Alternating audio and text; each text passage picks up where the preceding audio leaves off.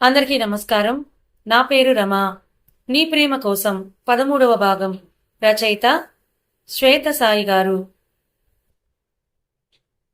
మనం ఎవరైనా తప్పు చేసినా వారిని నిందించకపోయినా పర్లేదు. ఏ తప్పు చేయని వారిని నిందించి వారి మీద కోపం, ద్వేషం చూపించడం చాలా పెద్ద తప్పు. మీరెందుకు అను విషయంలో ఇలా చేస్తున్నారో నాకు తెలియదు, కానీ అను ఏదైనా తప్పు చేసిందంటే నేను నమ్మను.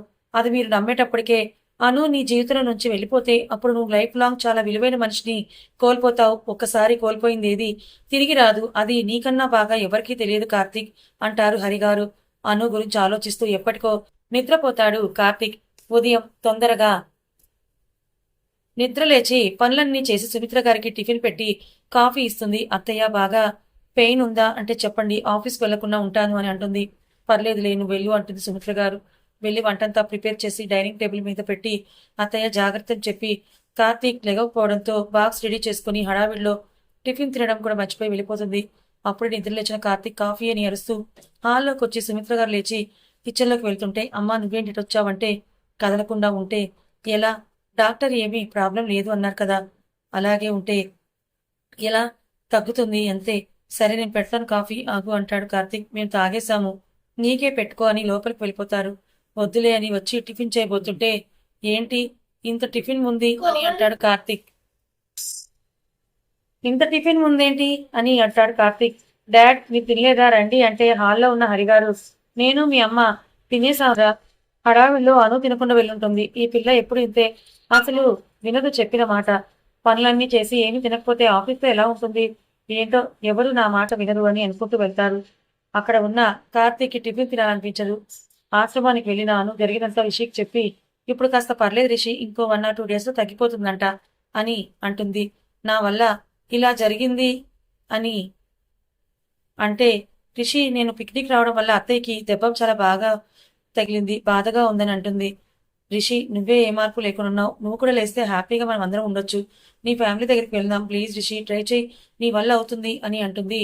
అను అను మధు ఆఫీస్కి వెళ్తారు. అక్కడి నుంచి అను ఆఫీస్కి వెళ్ళిపోతుంది. అనుకి కార్తీక్ మీద ధ్యాస అంతా. ఈ రోజు చూడలేదు, కాఫీ ఇవ్వలేదు, టిఫిన్ తిన్నాడో లేదో ఎలా తెలుసుకోవాలి, ఒకసారి మామయ్యకి కాల్ చేస్తే అని అనుకుంటూ హరిగారికి కాల్ చేసి, మామయ్య టిఫిన్ చేస్తారా లేదా, ఈ రోజు హడావిడిగా వచ్చానని అడుగుతుంది. నువ్వు ఉన్నప్పుడే టిఫిన్ చేశాను కదమ్మా అంటారు. అది అవును కదా, నేను మర్చిపోయాను, అది అత్తయ్యకి ఎలా ఉంది, పర్వాలేదా అని కాల్ చేశాను. బాగానే ఉందను, నేను ఉంటాను అంటే, కార్తీక్ నేను చూసుకుంటానన్నాడు, అందుకే నేను ఆఫీస్కి వచ్చాను, ఇంకా ఉంటా వర్క్ ఉంది అంటే, అవును కార్తీక్ లేవలేదు కదా, మరి అత్తయ్య ఎలా అంటుంటే, అసలు నీకేం కావాలమ్మా అంటే, కార్తీక్కి కాఫీ ఇవ్వలేదు, టిఫిన్ చేశాడా లేదా అని. తిన్నాడను అంటారు. నీకు కావాల్సింది కార్తీక్ తిన్నాడో లేదో అయితే ఫస్ట్ అదే అడగొచ్చు కదా, అది మామయ్య వర్క్ ఉందన్నారు కదా చేసుకోండిలే, నేను ఉంటాను బాయ్ అంటుంటే, అమ్మా అను అని హరిగారు అంటూ ఉంటారు. ఆగాగు, కార్తీక్ తిన్నాడు, కాఫీ కూడా తాగాడు, ఓకేనా అని అంటుంటే, అది అది కాదు మావయ్య, మళ్ళీ తిడతాడేమోనని అడుగుతున్నాను అంతే, బాయ్ మావయ్య అని కాల్ కట్ చేస్తుంది. దొంగపిల్ల, నీ ఆకలి గురించి వాడికి ఏం పట్టదు, కానీ నీకు మాత్రం నా కొడుకు గురించి కాదు కాదు నీ మొగుడు మీదే ధ్యాస ఉంటుంది. నీకు కార్తీక్ మీద ఉన్న ఇష్టానికి సంతోషపడాలో బాధపడాలో అర్థం కావట్లేదను, కానీ నేనేమీ చేయలేని పరిస్థితిలో ఉన్నాను, నన్ను క్షమించని మనసులో అనుకుంటారు. వెంటనే అటెండర్ని పిలిపించి పైన ఫ్లోర్లో స్టాఫ్ ఎంతమంది ఉంటారని అడుగుతారు. ఒక 30 మెంబర్స్ దాకా ఉంటారు సార్ అని చెప్తాడు. అలాగే నా కార్లో ఫ్రూట్స్ని తీసుకెళ్లి ప్రతి ఒక్కరికి చేరేలాగా పంచండి అంటాడు. సరే అని అటెండర్ వెళ్ళి హరిగారు చెప్పిన పని పూర్తి చేస్తాడు. పైన ఉన్న స్టాఫ్కి అందరికీ ఫ్రూట్స్ పంచుతారు. అను దగ్గరికి కూడా ఫ్రూట్స్ వెళ్తాయి. ఇదేంటి ఇంత సడన్ గా ఫ్రూట్స్ పంచడం, ఏమైనా స్పెషలా అని అందరూ అడుగుతారు. కానీ తెలియదు, చైర్మన్ గారు పంచమన్నారని మాత్రమే చెప్తారు. అది విని అందరికీ ఏమీ అర్థం కాక ఫ్రూట్స్ తింటారు. ఆ ఫ్రూట్స్ ఎంత బాగున్నాయో అని తిన్న తర్వాత పనిచేసుకుంటూ ఉంటుంది. ఇంకా ఆ రోజు ఈవినింగ్ త్వరగా ఇంటికి వెళ్లి పనులన్నీ చేసి సుమిత్ర గారికి భోజనం పెడుతుంది. సుమిత్ర గారు లేచి నడవటంతో లెగ్ కాస్త ఫ్రీ అయి బాగానే ఉంటుంది. ఇంకా అను వెళ్లి పనులన్నీ చేసేసి ఫుడ్ డైనింగ్ టేబుల్ మీద సర్ది వెళ్లి ఫ్రెష్ అయి వస్తుంది.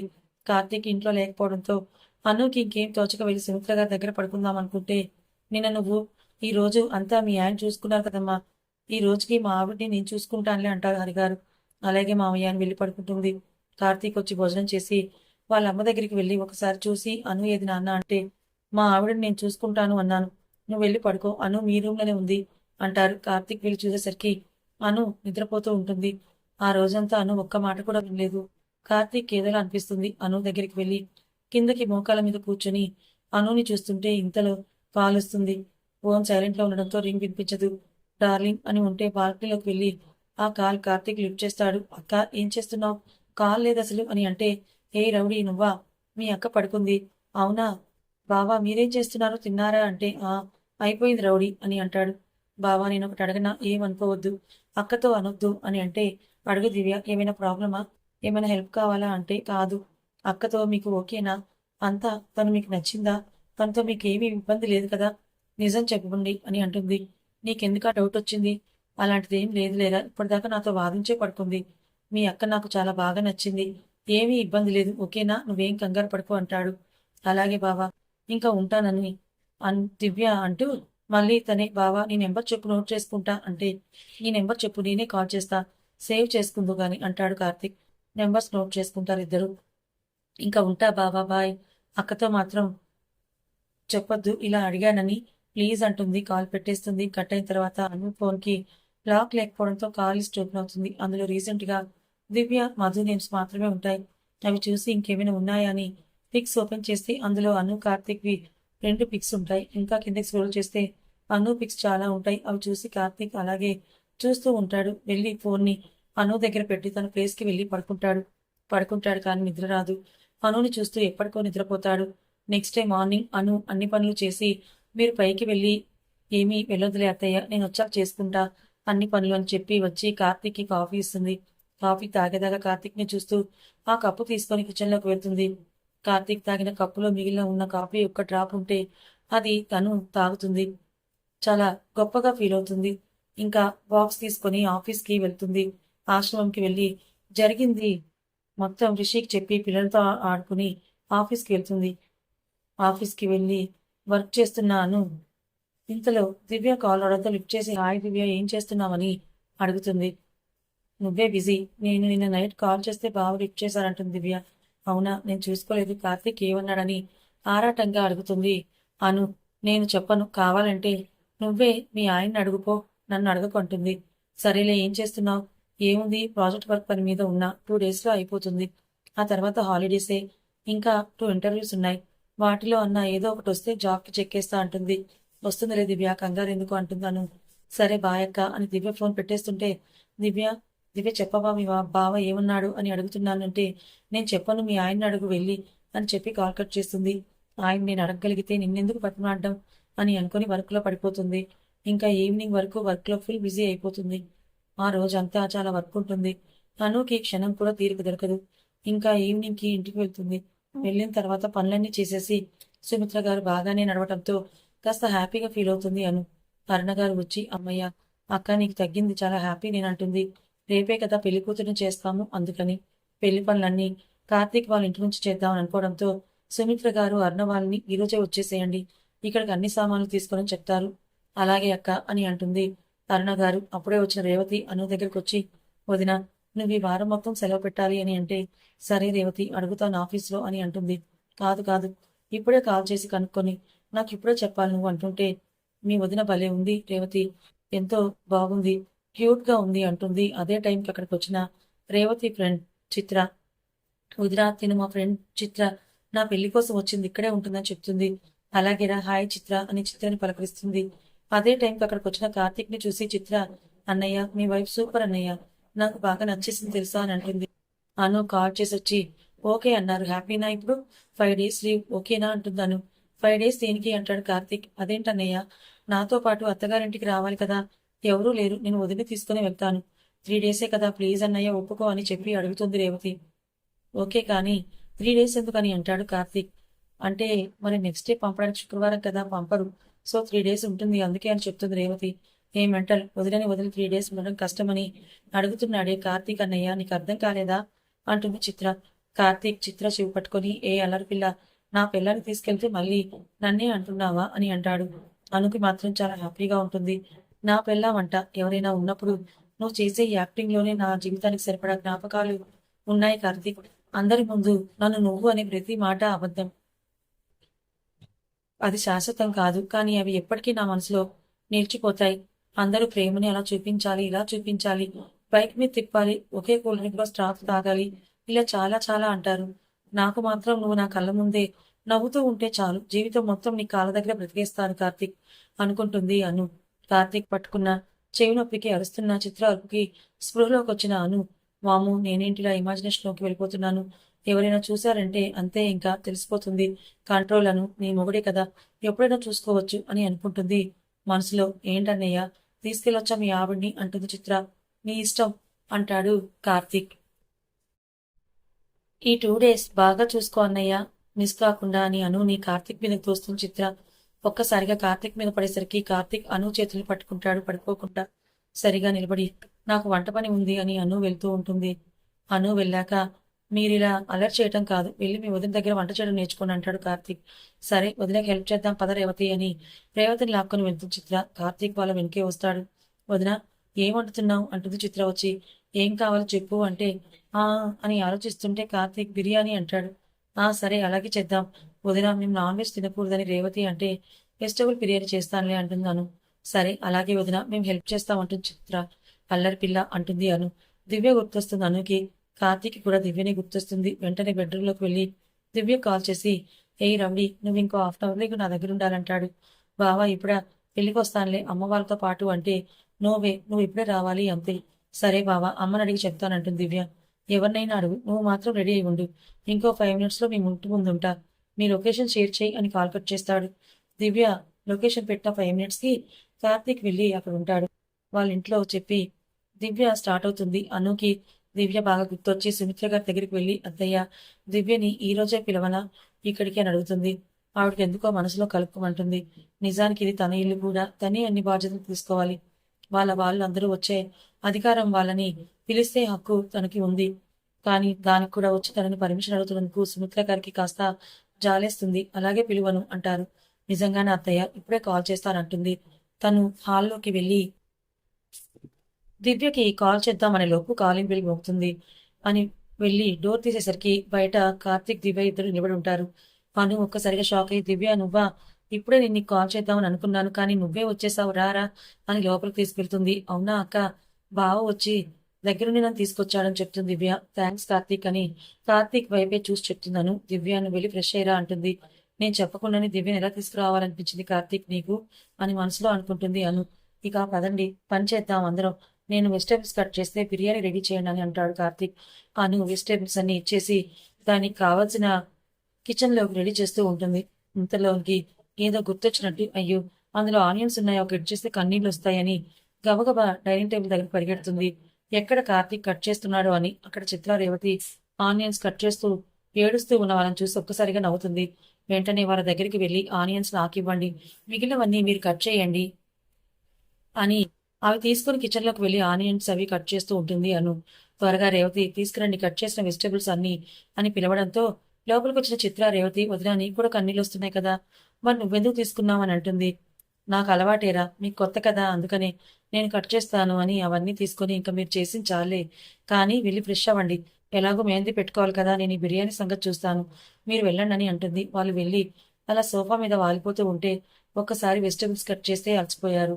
రేపటి నుంచి అత్తగారింట్లో ఏం పని చేస్తారు మీరు అంటాడు పక్కనే ఉన్న కార్తీక్. ఏమో అన్నయ్య జాబ్లు అంటే ఏదో చేయగలం కానీ ఈ వంటగది తంటాలు మా వల్ల కాదని చిత్ర అంటూ కానీ అను వదిన మాత్రం కేక పావ జాబ్ చేస్తుంది పని చేస్తుంది టాలెంట్ ఉంది బ్యూటిఫుల్ ఇన్ని క్వాలిటీస్ ఉన్నాయి హెయిర్ కోరి చేస్తున్నావు కదా అంటుంది చిత్ర. నువ్వు మాత్రం లక్కీ అన్నయ్య అని బెడ్రూమ్కి వెళ్ళిపోతారు. ఆ మాట కార్తీక్ కూడా చాలా బాగా నచ్చుతుంది. దివ్య అప్పుడే వచ్చి అక్క ఏది బావా అంటే కిచెన్లో ఉంది అంటాడు. అక్క నువ్వు బిర్యానీ చేస్తున్నావా నమ్మలేకపోతున్నా. నేను ఎన్నిసార్లు అడిగాను నేర్చుకో అని ఒక్కసారైనా చేసావా బావ అడిగాడని చేస్తున్నావా అంటుంది దివ్య. సరేలేవే నువ్వు నీ వేషాలు అయినా వచ్చిన తర్వాత అత్తయ్య వాళ్ళ దగ్గరికి వెళ్ళావా అసలు పలకరించావా అంటుంది అను. అయ్యో మర్చిపోయా సారీ ఇప్పుడే వెళ్తున్నా అని పరుగున వెళ్తుంది. వెళ్ళి పలకరించి వచ్చి హాల్లో ఉన్న కార్తీక్తో ముచ్చట్లు పెడుతుంది దివ్య. అను అన్ని చేసి డైనింగ్ టేబుల్ మీద సర్దేసి దివ్య కాస్త రేవతి చిత్రకి ఫోన్ పెడతావా అంటుంది. ఆ అక్క నేను చూసుకుంటానులే ఇట్స్ ఓకే అంటుంది దివ్య. ఆ సరే ఈ పనులు అయిపోతే నేను వచ్చి పెడతా ఈలోపు పెట్టు అంటున్నాను. అలాగే అక్క నువ్వు ఆర్డర్ వేస్తే చేయడమేగా మా పని కదా బావా అంటుంది. అంతేగా అంతేగా అంటాడు కార్తీక్. ఇద్దరు హైఫై ఇచ్చుకొని నవ్వుతూ ఉంటారు. నీకు నచ్చనిది నేను మాత్రమే కదా కార్తీక్ నీకు నచ్చని నాకు కూడా నచ్చటం లేదు.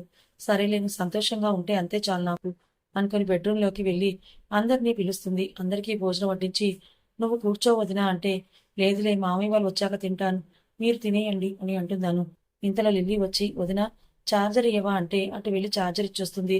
లిల్లీని చూసిన దివ్య దీన్ని పట్టుకోవాలి, దీనికి అక్కా బావ గురించి ఏదో ఒక విషయం తెలిసే ఉంటుంది, నేను అడిగితే ఇచ్చే చెప్తుంది అని మనసులో అనుకుంటుంది. వాళ్ళందరూ భోజనం చేశాక రేవతికి ఒక హ్యాండ్కి అన్ను, ఒక హ్యాండ్కి దివ్య మెహందీ పెడుతూ ఉంటారు. వదిన నువ్వు తిన్నాక పెట్టొచ్చు కదా అంటే తింటాను లేదా మామయ్య వాళ్ళు రావాలి కదా అంటుంది. రేవతికి కాల్ వస్తే మాట్లాడి వదిన అమ్మమ్మ తాతయ్య వాళ్ళు కూడా వస్తున్నారంట అని అంటే అవునా సరే బిర్యానీ అయిపోయిందిరా, నేను వెళ్ళి వాళ్ళకి ఏమైనా చేస్తానని వెళ్ళిపోతుంది. వెళ్ళి వాళ్ళకి మళ్ళీ వండి సోఫాలో అలా కూర్చుంటుంది. కాలింగ్ బెల్ మోగుతుంది. వెళ్ళి బయట ఉన్న హరిగారితో పాటు వచ్చిన అమ్మమ్మ తాతయ్యని లోపలికి పిలుస్తుంది. అమ్మ అను, వీళ్ళు అరుణ వల్ల అమ్మ అత్తయ్య మామయ్య అంటారు హరిగారు. గుర్తున్నారు మామయ్య, పెళ్లిలో చూశాను కదా బాగున్నారా అంటున్నాను. ఆ బాగున్నాం, ఏమా అను నువ్వు బాగున్నావా అంటారు. ఆ బాగున్నానమ్మమ్మ అంటుంది. ఏరా మనవడా ఎలా ఉన్నావు అంటారు కార్తీక్ని చూసి. బాగున్నానని వాళ్ళని ఫ్రెష్ అయ్యి రండి భోజనం చేద్దామంటాడు. వాళ్ళు ఫ్రెష్ అయ్యి వచ్చాక వాళ్ళకి భోజనం పెట్టి అందరికీ పక్కలు వేసి పడుకోవటానికి ఏర్పాట్లు చేస్తారు కార్తీక్ అను ఇద్దరు. అను వెళ్ళి చూసేసరికి ముగ్గురు చేతికి మెహందీ పెట్టుకుని అలాగే పడుకొని ఉంటారు. వాళ్ళని సరిగ్గా పడుకోబెట్టి దివ్యని లేపి దివ్య సరిగ్గా పడుకో అని అంటుంది అను.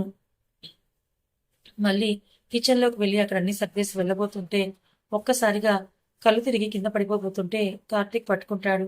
అను అను అని వాటర్ చల్లి లేపితే లేస్తుంది.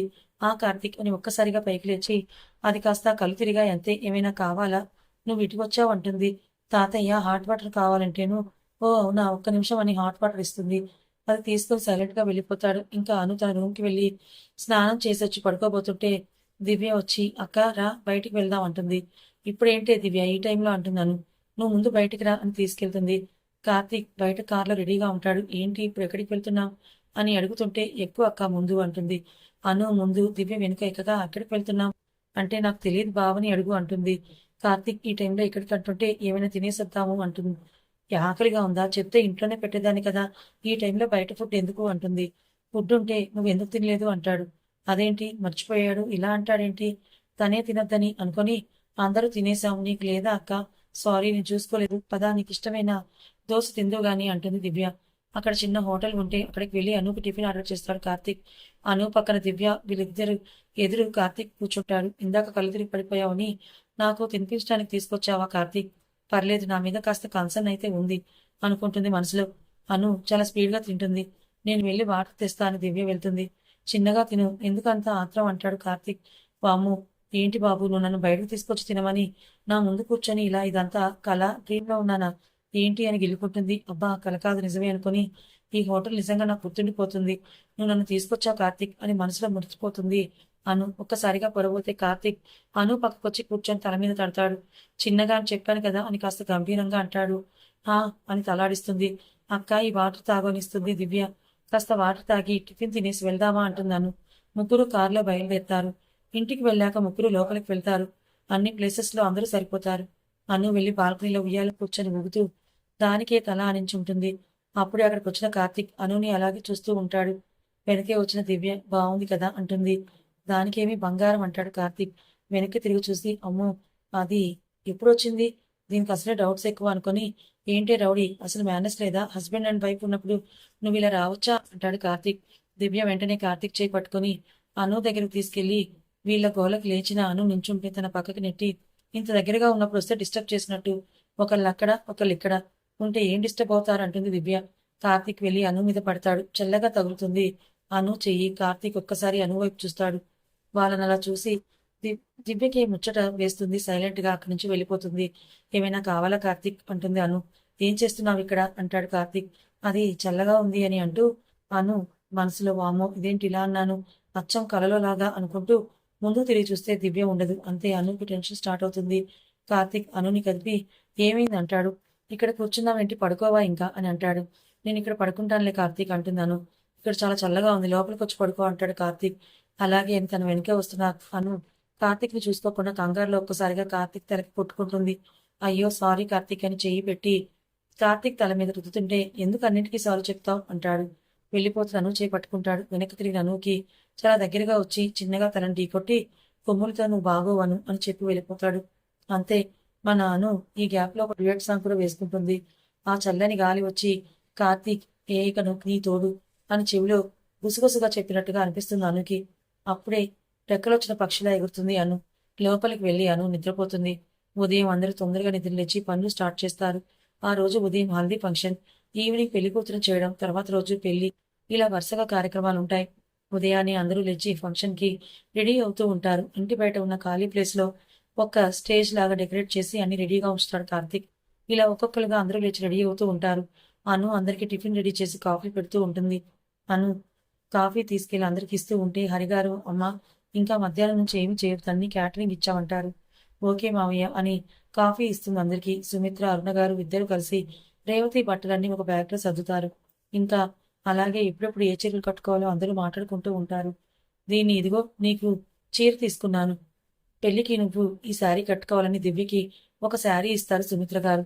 అనుకి అయితే కళ్ళలో నీళ్లు తిరుగుతాయి. అత్తయ్య మీరు చాలా మంచివారని మనసులో అనుకుంటుంది. నాకెందుకు అత్తయ్య, వద్దు అంటుంది దివ్య. పర్లేదు తీసుకో అంటారు సుమిత్ర గారు. ఏ రౌడీ, ఏంటో ఎక్స్ట్రా చేస్తున్నావు, చెప్పించి అని అంటాడు కార్తీక్. కథ ఇంకా ఉంది. మరి అను మనసుని కార్తీక్ ఎప్పుడు అర్థం చేసుకుంటాడు? కార్తీక్ తన మనసులో అనుపై ఉన్న ప్రేమని ఎప్పుడు బయట పెడతాడు? మరి వీళ్ళిద్దరూ కలిసేది ఎప్పుడు తెలుసుకోవాలనుకుంటే ఛానల్ని ఫాలో అవ్వండి. కథ నచ్చితే లైక్ చేయండి. Thank you so much for watching.